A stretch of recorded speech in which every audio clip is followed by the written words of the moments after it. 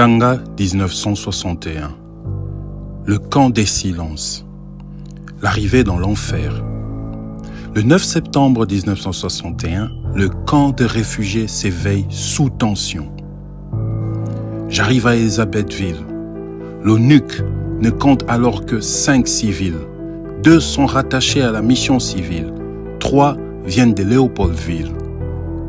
Les hostilités éclatent. Nous nous réfugions au quartier général militaire. Le 17 septembre, je me rends au camp de réfugiés dans un blindé suédois.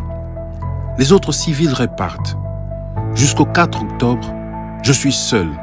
Puis, M. Lino Vieira me rejoint, suivi en novembre par M. Georges Moutier. Mais en décembre, les obus katangais paralysent tout. Le 11 décembre, Vieira et Moutier quittent le camp.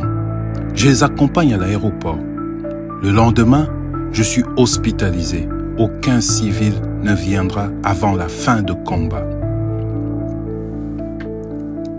La protection du camp devient une priorité.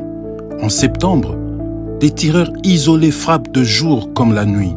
5 morts, 150 blessés.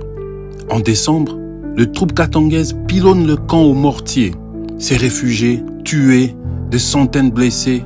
Les tireurs isolés ne cessent jamais. Les soldats suédois et irlandais doivent protéger le camp. Mais aussi le quartier voisin contre les bandes armées qui en sortent. Les cercles vicieux de représailles s'installent. Le major Arne Forsland et le docteur Kurs O'Brien tentent de renforcer la sécurité, mais la peur règne. Les gangs des jeunes surgissent. Ils veulent se défendre, mais deviennent bourreaux. Des bandes armées sortent du camp, pillent, tuent, brûlent. Des policiers katangais sont capturés, torturés, mutilés. Le 5 octobre, une attaque sanglante éclate. 56 Baluba sont remis à la police katangaise. Le ministre Munongo ordonne leur exécution. Le 18 octobre, une patrouille katangaise est massacrée.